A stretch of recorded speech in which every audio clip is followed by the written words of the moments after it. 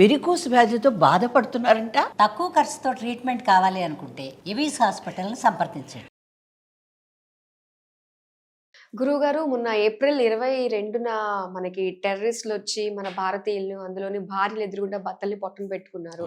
So దానికి ప్రతీకార చర్యగా మళ్ళీ ఇండియా వెళ్ళి ఉగ్రవాదాన్ని ముఖ్యంగా నశిస్తుంది. అంతేగాని ఒక దేశాన్ని చావుదెబ్బ కొట్టాలని ఇండియాకి ఎటువంటి ఉద్దేశం లేదు. ఉగ్రవాదాన్ని నశించేటట్టుగా చేస్తుంది. కానీ ఇప్పుడు వాళ్ళు మళ్ళీ ప్రతిచర్యగా మన అంటే కామన్ మ్యాన్ వాళ్ళని టార్గెట్ చేస్తున్నారు. అంటే ఇప్పుడు మనకి ఈ వీడియో రికార్డ్ అవుతున్న టైంకి మనకి 15 మందిని పొట్టను పెట్టుకున్నారు. అంటే ఇళ్ల మీదకు వచ్చి దాడి చేసే ప్రయత్నం చేస్తూ ఉన్నారు. ఇది ఇలానే కంటిన్యూ అయ్యే ఛాన్సెస్ ఉంటదంటారా? అసలు ఎలా ఉండబోతుంది ఇండియా పాకిస్తాన్ మధ్య యుద్ధ వాతావరణం అన్నది యుద్ధం వరకు దారి తీసే అవకాశం ఉందంటారా? ముఖ్యంగా నాన్న, ఏ దేశ చరిత్రలో లేనటువంటి ఒక మంచి వాక్యాన్ని పలికేటువంటి వాళ్ళం మనమే. సర్వే జనా సుఖినో భవంతు. ప్రపంచంలో ఎక్కడ ఉన్న మనం ప్రతి దేవాలయాల్లో కూడా పూజ చేసేటప్పుడు కూడా మనం అదే సంకల్పం చెబుతున్నాను. అస్మిన్ గ్రామే స్థితానాం ప్రజానాం బ్రాహ్మణాది సర్వవర్ణానాం భక్తజనానాంచ వ్యాధి చోర దుర్భిక్ష అతివృష్టి అనావృష్టి రాజబాధాది సర్వోపద్రవస్యాంత్యర్థం అయం గ్రామం సుభిక్షర్థం అయం దేశం సుభిక్షర్థం సర్వే జనా సుఖినోత్యర్థం అని చెప్పి చెబుతూ ఉంటాం. ప్రపంచంలో ఏ దేశంలో ఏ ధర్మంలో లేనటువంటిది ఈ పదం ఎక్కడ పలకదు. సర్వే జనా సుఖినో భవంతు, అందరూ బాగుండాలి అనేటువంటి ఒక గొప్ప ధర్మం మన ధర్మం. నిజంగా ఇక్కడ ధర్మపరమైనటువంటి మతపరమైనటువంటి దాడులే వాళ్ళు చేసింది ఏప్రిల్ 22వ తారీఖున. అవునా? అంటే వాళ్ళు ముస్లింసా కాదా అని చెప్పి నిర్ధారణ చేసుకొని మరి నిర్దాక్షిణ్యంగా చెప్పినటువంటి ఒక దుర్ఘటన. దాన్ని అందరం ఖండించాల్సినటువంటి విషయం. నిజంగా చనిపోయిన వాళ్ళ ఆత్మకి శాంతి చేకూరాలి అనేటువంటిది అందరం కోరుకోవాలి తప్పనిసరిగా. అలాగే ఇప్పుడు భారతదేశం ఏం చేసింది, మన ప్రభుత్వం వచ్చేసరికి మీరన్నట్టుగా ఒక దేశాన్ని కామన్ మ్యాన్ను నాశనం చేయాలని ఎక్కడ సంకల్పం చేయలేదు. ఎవరైతే ఇలాంటి దుర్ఘటనలకి పాల్పడుతున్నారో అలాంటి ఉగ్రవాద సంస్థల్ని నాశనం చేయాలి అనేటువంటిది ఒక ఇది. నిజంగా ఒక మాట చెప్పాలంటే ఉగ్రవాద సంస్థల్ని నాశనం చేయాలి అంటే ఒక ఇండియా కోసం ఒక్కటే కాదు కదా. ఉగ్రవాదులు అమెరికాలో అప్పుడు టవర్ ఏదో పేల్చి పడేశారు. అవునా?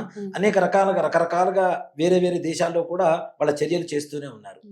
ఇది చేయటం అనేటువంటిది దీంట్లో కూడా ఇందాక మనం సర్వే జనా సుఖినో భవంతు అనేటువంటిది మనం అప్లికేబుల్ గా చెప్పుకోవచ్చు. మిగిలిన దేశాలను కూడా ఉగ్రవాద సంస్థల నుంచి కాపాడడానికి చేసినటువంటి ఒక మంచి చర్యగా మనం భావించాలి తప్పనిసరిగా. ఉగ్రవాదుల్ని నాశనం చేస్తే నిజంగా ఉగ్రవాది అనేటువంటి వాడు ఒక దేశంలో పుడితే ఆ దేశంలో ప్రధానైన వాడికి ఎదురు తిరిగితే వాడిని కూడా చంపేస్తాడు. అవును, అంతే కదా. ఉగ్రవాది అంటేనే వాడికి ఉన్మాది, వాడికి ఏ రకమైనటువంటి ఆలోచన ఉండదు.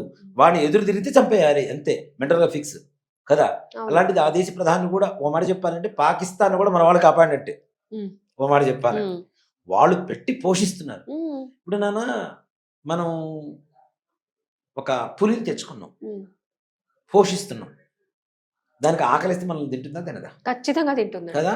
వాళ్ళు ఆ సంగతి గమనించాలి కనీసం. పాకిస్తాన్ వాళ్ళు కూడా వాళ్ళు పెట్టి పోషిస్తున్నటువంటి ఉగ్రవాద సంస్థలు ఏవైతే ఉన్నాయో అదే మనకి ఎదురు తిరిగేటువంటి పరిస్థితులు వస్తాయేమో అనేటువంటి ఒక ఆలోచనతో లేకుండా వాళ్ళు వాటిని పెట్టి పోషిస్తున్నారు. ముఖ్యంగా వాళ్ళ టార్గెటే భారతదేశం. భారతదేశంలో హిందువులు నిజంగా ఇటీవల కాలంలో జరిగినటువంటి పరిస్థితుల్లో పాకిస్తానీయులు ఎవరైనా సరే ఇండియాలో ఉండడానికి లేదు, వెళ్ళిపోండి అని చెప్తే ఎన్ని వేల మంది వెళ్ళారు. ఇంకా కానీ కొన్ని లక్షల మంది ఇంకా భారతదేశంలోనే ఉన్నారు. మన తెలంగాణలోనే ఒక పాకిస్తాన్ ఉంది. అవును, తప్పనిసరిగా అది ఓల్డ్ సిటీ కావచ్చు, కొత్తపేట ఎల్బీ నగర్ కావచ్చు, ఇక్కడే ఉంది. అవునా? అసలు ఇంకోటి కూడా నాన్న, ఇంకో దరిద్రం ఏంటంటే పాకిస్తాన్ మొత్తం 8,24,000 కిలోమీటర్ల విస్తీర్ణంలో ఉంది పాకిస్తాన్ మొత్తం. కానీ భారతదేశంలో వక్ఫ్ బోర్డు ఆస్తులు మొత్తం 9,26,000 కిలోమీటర్లు ఉన్నాయి. పాకిస్తాన్ ఎక్కడుంది నాన్న? Equal to Pakistan. Equal Pakistan ఎక్కువే కదా. మరి ఇక్కడ అసలు పాకిస్తాన్ ఉంది. ఇక్కడ ముఖ్యంగా నిజంగా వేరే ఏరియాలు. ఇప్పుడు పాకిస్తాన్కి పూర్వకాలంలో మనకు చేసినటువంటి అగ్రిమెంట్లు, ఈ దేశ విభజనే రాంగ్ అని చెప్తాను. ఒక మాటలో చెప్పాలి అంటే గాంధీ మహాత్ముడ ఎవరు తీసి పక్కన పెడితే, నిజంగా ఒక మాట చెప్పాలంటే ముస్లింస్కి ఒక దేశం అన్నప్పుడు హిందువులకు ఒక దేశం ఉండాలి కదా. మరి వాళ్ళు ఇక్కడ ఎందుకు ఉంటారు? వాళ్ళ దేశం వాళ్ళకి వెళ్ళిపోవాలి. ఇక్కడ పుట్టినవాడు అట్లా లేదు. ఇక్కడ పుట్టినవాడు ప్రతి ఒక్కడు కూడా సింధు నది దగ్గర నుంచి హిందూ పర్వతాల వరకు ఉండేటువంటి వాళ్ళందరూ కూడాను హిందువులే అన్నప్పుడు వాళ్ళు కూడా హిందువులుగానే ట్రీట్ చేయాలి. మతం వేరే పెట్టేసి వేరే దేశాల నుంచి వచ్చినటువంటి మతాలు మన దేశంలో పుట్టిన మతాలు కాదు, వచ్చి ఒకడేమో భారత్ మాతాకి జై అంటే అనమంటే అనడు, ఒకడేమో భారత్ మాత అంటే భారత్ మాతాకి ఎంతమంది భర్తలు రా అడుగుతాడు ఒకడు. ఇలాంటి వాడు మన దేశంలో ఉండడం అవసరం అసలు. వక్ఫ్ బోర్డు మొత్తం దాన్ని రద్దు చేసింది. మన మధ్య కొన్ని కొత్త నియమాలు తీసుకొచ్చింది, నిబంధనలు తీసుకొచ్చిందంటే మేము పాటించము, మాకు సంబంధం లేదని హైకోర్టులో అప్పీల్ చేసిన వాడు ఒకడు. అసలు ఎంత అన్యాయం అండి అసలు వక్ఫ్ బోర్డు అన్నది. మరి ఎంత దరిద్రం నాన్న. అంటే ఈ స్థలం చూసి నాదే అంటే నాదే అంతే. దాంట్లో ఇప్పుడు హిందువులు ఉంటే వాళ్ళకి పట్టలేదు. హిందువులు వాళ్ళు తప్పనిసరిగా ఒక మెంబర్ ఉండాలని చెప్పి కొత్త నిబంధనలో వచ్చింది. మరి మేము ఎండోమెంట్ లో మేము ఉండకూడదని చెప్పి వాళ్ళు అడుగుతున్నారు. నిజమే, నా దేశంలోకి వచ్చి నీ జాతి ఆక్రమించినటువంటి ఆస్తుల్లో నా వాడు ఉండాలి కానీ నా దేశంలో నా జాతిలో నా ధర్మంలో ఉన్నటువంటి టెంపుల్స్ నువ్వు ఉండాల్సిన అవసరం ఏముంది? అంతే కదా, నువ్వు ఆక్రమించావు, మేము ఆక్రమించుకోవటం అలా పరిపాలించుకుంటున్నాం, మా దాంట్లో ఉండాల్సిన అవసరం నీకెందుకు అసలు కదా. ఇప్పుడు నిజంగానే మనం ఉగాది పంచాంగ శ్రవణం చెప్పుకున్నప్పుడు కూడా చెప్పాను నాన్న, తప్పనిసరిగా యుద్ధ వాతావరణం అనేటువంటిది మన దేశ సరిహద్దుల్లో ఉంటుంది. నిన్న మొన్న వచ్చిన జనాలు కూడా చాలా మంది అదే చెప్తున్నారు, గురుగారు మీ వీడియో చూసాం మేము పంచాంగ శ్రవణం అప్పుడు యుద్ధ వాతావరణం వస్తుందని చెప్పారు. నిజంగానే వచ్చింది గురుగారు. ఇది యుద్ధ వాతావరణమే కానీ పరిపూర్ణమైనటువంటి యుద్ధంగా మారేటువంటి అవకాశాలు అయితే లేవు నాన్న. నిజంగా అలా మారితే కొంతవరకు మనం కూడా నష్టపోవడం అనేది జరుగుతుంది. వాతావరణంగా మారకపోయినా కూడా ప్రాణ నష్టం అన్యాయంగా జరిగే అవకాశం ఉందంటారా? ఉంది నాన్న, తప్పనిసరిగా. ఎందుకంటే అక్కడ వాళ్ళు సైనికుల్ని ఎదుర్కోలేక కామన్ మ్యాన్ మీద టార్గెట్ చేస్తున్నారు. అవును, ముఖ్యంగా జాగ్రత్తగా ఉండవలసినటువంటి రాష్ట్రాలు మనవే, మన తెలుగు రాష్ట్రాలు, ముఖ్యంగా తెలంగాణ, ఆంధ్రప్రదేశ్. ఎందుకంటే పాకిస్తానీలు బార్డర్స్ నుంచి మన రాష్ట్రాల్లోకి రావడానికి చాలా ఈజీగా ఉన్నాయి సముద్ర మార్గం ద్వారా. సో కాబట్టి ఈ రాష్ట్రాల్లోనే చాలా జాగ్రత్తగా ఉండాల్సినటువంటి పరిస్థితులు. కర్ణాటక బార్డర్ నుంచి రావచ్చు, లేదు ఇక్కడ మన తమిళనాడు నుంచి రావచ్చు. ఇవన్నీ కూడా ఏంటంటే ఆంధ్రాకి ఆనుకున్నటువంటి, ఆంధ్ర తెలంగాణకి ఆనుకున్నటువంటి సముద్ర తీరాలు. వీటిలోంచి వచ్చి ఎక్కువగా ప్రమాదం చేకూరేటువంటి అవకాశం కూడా మన తెలుగు రాష్ట్రాలకే, మన గ్రహస్థితి ప్రకారం కూడా నైరుతి రాష్ట్రాలకి అలాగే మన తెలుగు రాష్ట్రాలకి కూడా తప్పనిసరిగా ప్రమాదం ఉంది. కాబట్టి కొంచెం జాగ్రత్తగా ఉండవలసినటువంటి పరిస్థితి. ఇది యుద్ధంగా మారేటువంటి పరిస్థితులు అయితే కాదు. శాంతి కామకులు ఉన్నారు కొంతమంది, దాన్ని శాంతిపరిచేటువంటి వాళ్ళు ఉన్నారు. వాళ్ళేదో నిజంగా ఒక మాట చెప్పండి, పిరికి పందలు నాన్న. వాళ్ళు అంతటా వాళ్ళ యుద్ధం చేయలేక వేరే దేశాలు సపోర్ట్ తీసుకొని అదేదో వెనకుందని అనుకుంటున్నారు. గట్టిగా ఐక్యరాజ్య సమితిలో పెడితే ఆ దేశం కూడా వెనక్కి వెళ్ళిపోవాల్సింది. అవునా? పాకిస్తాన్ ఒంటరే, ఎప్పటికీ ఒంటరే. దానికి వేరే దేశం అనేది తోడు రాదు. దాయాది దేశం అని చెప్పుకోవాల్సిన పరిస్థితి మనదే చివరికి. నాకు తెలిసైతే ఇలాంటి ప్రభుత్వమే మరికొన్ని సంవత్సరాలు, ఇంకొక 20 సంవత్సరాలు గనక కొనసాగగలిగితే తప్పనిసరిగా ఆక్రమిత కాశ్మీర్ మనదే అవుతుంది. ఇంకో మాట చెప్పాలంటే పాకిస్తాన్ అనేటువంటి పేరు లేకుండా మన హిందూ పేరుతో మరలా ఆ దేశానికి పేరు పెట్టడం, మరలా దాన్ని కూడా మనం సంపూర్ణంగా మన దాంట్లో విలీనం చేసుకోవడం అనేటువంటిది జరిగేటువంటి పరిస్థితులు. ఉగ్రవాదం నశించడంతో పాటు మనకి ఇది కూడా తప్పనిసరిగా మన దేశంలో కలవారి కలుస్తుంది. మన మధ్య ఒక అతను చెప్పాడు, కలుపుకోరు గురుగారు, కలుపుకొని దానికి జై శ్రీరామ్ అని పేరు పెట్టాలి. అప్పుడు ఏ ముస్లిం కూడా జై శ్రీరామ్ హమారా అనడు, అంతే కదా. రాముడు నావాడు అనలేడు కదా, వాడికి అహంకారం ఎక్కువ, మత పిచ్చి ఎక్కువ. కాబట్టి ఆ పేరు పెడితే ఇంకా బాగుంటుందని చెప్పి ఒక అతను చెప్పుకుంటూ వచ్చాడు. నిజంగానే మన ఓ మాట చెప్పాలంటే నాన్న, వాళ్ళు మనకి ఎప్పుడు రుణపడి ఉంటారు నాన్న. సింధు ప్యూర్ తెలుగు పేరు, మన నది పేరు, అవునా? మన నదిలో మన ఎంగిలి నీళ్లు తాగుతూ బ్రతుకుతున్నటువంటి వాళ్ళకి అంత అహంకారం ఉంటే ఇస్తున్న మనకెంత ఉండాలి నాన్న, అవునా? ఇప్పుడు అందరూ బాగుండాలనే సంకల్పంతోనే కదా నీళ్ళు ఇచ్చింది. ఒక్కసారి నీళ్ళు ఆపితే వాళ్ళ పరిస్థితి ఏమైంది? లీటర్ 150 రూపాయలు 200 రూపాయలు పెట్టి కొనుక్కుంటున్నారు. ఇప్పుడు ప్రజలే వాళ్ళ మీద తిరుగుబాటు చేస్తున్నారుగా, గవర్నమెంట్ మీద. మీరు చేసినటువంటి దరిద్రానికి ఇట్లా మేము అనుభవిస్తున్నామని. ఇప్పుడు ఆక్రమిత పాకిస్తాన్ ఇది ఉంది, కాశ్మీర్ ఉంది. కాశ్మీర్ లో ఉండేటువంటి వాళ్ళు కూడా చెప్తున్నది ఏంటి? పాకిస్తాన్ ప్రభుత్వం మాకు సంతృప్తికరంగా లేదు, మాకు వద్దు అని చెప్పి చెప్తున్నారు. ఇది ఐక్యరాజ్య సమితి వరకు వెళ్తే ఆటోమేటిక్ కాశ్మీర్ మంది మనకి రావాల్సింది కదా. మనం ఏం చెప్తాం? కన్యాకుమారి టు కాశ్మీర్ అని చెప్తూ ఉంటాం. కాశ్మీర్ మనది కానప్పుడు మనం ఎట్లా చెప్పుకోవాలి? కాబట్టి తప్పనిసరిగా కాశ్మీర్ మనది కావాల్సిందే, మనకు కావాల్సిందే మనదే, దాంట్లో అనుమానం లేదు. యుద్ధం అంత పెద్దగా జరిగేటువంటి పరిస్థితులు రావు. జరిగితే ముఖ్యంగా నష్టపోయేటువంటిది ద్రవ్యోల్బణం అంటాం కదా, అంటే మనకి రూపాయి విలువ తగ్గిపోవడం. ఇప్పుడిప్పుడే మనం చాలా ఉత్తమమైనటువంటి స్థాయిలోకి వెళ్తున్నాం.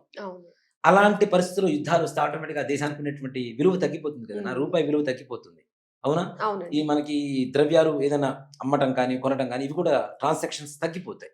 సో కాబట్టి అలాంటివి జరగకుండా శాంతియుతంగా ఉగ్రవాదుల్ని తుదముట్టించి మరలా, అంటే ఇంకోటి దీంట్లో పంచాంగ శ్రవణంలో మనం చెప్పింది కూడా ఏంటంటే యుద్ధ వాతావరణం వస్తుంది, భారతీయ సైనికులు విజయవంతంగా ఎదుర్కొంటారు అనేది కూడా తథ్యం. మనకు ఉండేటువంటి గ్రహస్థితి ద్వారా మనకు తెలుస్తున్నది కూడా అదే. కాబట్టి పెద్ద యుద్ధ వాతావరణం ఇదేం కాదు. అలా జరిగిందంటే కనీసం 15 సంవత్సరాలు జరుగుతూనే ఉండాలి, అంతే కదా. ఒక్క రోజులో అయ్యే పని కాదు. 10-15 సంవత్సరాల పాటు యుద్ధం జరుగుతూ ఉంటే అప్పుడు కాశ్మీర్ మనకు రావాలి.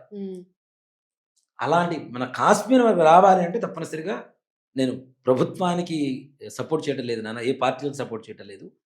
వ్యక్తులు వ్యక్తిత్వాలు ఎవరైతే ఉన్నారో వాళ్ళకి సపోర్ట్ చేస్తున్నాను. మన ధర్మాన్ని కాపాడేటువంటి నాయకత్వపు లక్షణాలు ఉన్నటువంటి వాళ్ళని తప్పనిసరిగా సపోర్ట్ చేయండి. ఇంకోటి కూడా నేను ప్రతిసారి చెప్తూనే ఉంటాను, దయచేసి ఎవరైనా సరే హిందువుల దగ్గరే ఏవైనా సామాగ్రి కానీ పండ్లు కానీ కొనటం చెయ్యండి. వాళ్ళు నిర్దాక్షిణ్యంగా నిర్మోహమాటంగా మేము ఎంగిలి చేసే అమ్ముతాం, మీకు దిక్కున్న చోట పోయి చెప్పుకోండి, మమ్మల్ని బాయ్కాట్ చేసి చూడండి, మీ పరిస్థితి ఏంటో చూద్దాం, మీ దమ్మెంతో చూద్దాం అని చెప్పి వాళ్ళు డైరెక్ట్ ఛాలెంజ్ చేస్తున్నారు. మేము ఎంగిల్ చేస్తాం, ఉమ్మేస్తాం, అవే అమ్ముతాం, మీరు కొనుక్కోకుండా మానేయండి చూద్దాం, మీకు దమ్ము ఉంటే అని ఛాలెంజ్ చేస్తున్నారు. సిగ్గులేంది మనకేనా? ఆ మాత్రం బుద్ధి లేదా? మనం ఎంగిలి పళ్ళని తీసుకెళ్ళి గుడికి వెళ్లే ముందు కడిగి తీసుకెళ్ళం కదా నాన్న, బయట డైరెక్ట్ కొంటాను తీసుకెళ్ళి దేవుడి దగ్గర పెడుతున్నాం. వాడి ఎంగిలి తీసుకెళ్ళి దేవుడికి పెట్టడం ఏంటి నాన్న? గుళ్ళో కూర్చొని నైవేద్యం పెట్టిన తర్వాత ప్రసాదం అని చెప్పి మనం వెంటనే కడుక్కోకుండా వెంటనే ఒలుచుకొని తింటాం. ఈ ఒలుచుకునేటప్పుడు వాడి గుంపులో ఉండేటువంటి నానా రోగాలంతా మన చేతులు కంటుకొని అవి మనం తిని మనం రోగాలు పాలవుతున్నామా లేదా? అవునా? వాళ్ళంతా ఓపెన్ గా ఛాలెంజ్ చేస్తున్నప్పుడు మనం ఎందుకు కొనాలి వాళ్ళ దగ్గర? దయచేసి ప్రతి హిందువు కూడా హిందూ దగ్గరే పండ్లు కొనండి, సామాగ్రి కొనండి, వేరే మతస్థుల్ని ఎంకరేజ్ చేయకండి దయచేసి. మనుషుల్ని చూసినంత వరకు చూసాం, సెక్యులరిజం అందరూ ఒకటే అని చెప్పి ఇంతకాలం తెచ్చుకొని చివరికి మన భారతదేశం ఉంటుందా లేదా ప్రపంచ పటంలో అనేటువంటి పరిస్థితి వరకు మనం తెచ్చుకున్నాం. అలాంటి పరిస్థితి ఏ మీద వద్దు. ఇప్పటికే స్వాతంత్రం వచ్చినప్పుడు ఉన్నటువంటి 12% మైనారిటీలు ఇప్పుడు 32% అయ్యారు. సో ఎంతమంది పెరిగారో చూడండి. అవునా? కుటుంబ నియంత్రణ మళ్ళీ మనకే, వాళ్ళకు ఉండదు. మనకి ఒకరు ముద్దు, ఇద్దరు హద్దు, ఆపై అసలే వద్దు. వాళ్ళకి మాత్రం 10 మంది, 15 మంది, 20 మంది పిల్లలు కంటారు. రోడ్డు పక్కన సైకిల్ షాప్ పెట్టిస్తారు, టైర్ పంచర్ షాప్ పెట్టిస్తాడు, ఏదైనా చేస్తాడు. వాళ్ళకి మాత్రం కుటుంబ నియంత్రణ లేదు. ఎంతమందినైనా కానవచ్చు. కుటుంబ నియంత్రణ పెట్టడానికి మనకే మాత్రమే ఎందుకు పెట్టాను నాన్న? అంటే హిందూ ధర్మాన్ని అణగార్చడం కోసమేగా.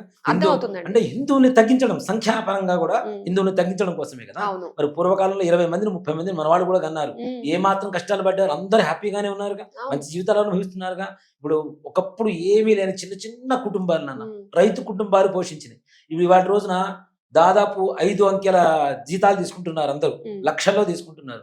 అలాంటప్పుడు 4 పిల్లలు కనండి, తప్పనిసరిగా పోషించండి, మన హిందూ ధర్మాన్ని కాపాడండి దయచేసి. చాలా మంచి విషయాలు మాట్లాడుకున్నామండి. ప్రతి ఒక్కరికి కూడా ఇది తెలివి తీసుకొచ్చి ఇక మీదన్నా కూడా స్ట్రాంగ్ గా నిలబడాలి ప్రతి ఒక్క హిందువు కూడా. ఇంత చక్కగా మా అందరికి వివరించినందుకు, చక్కగా నూరు పోసినందుకు ధన్యవాదాలు. శ్రీమాత్రే నమః. శ్రీ గురు.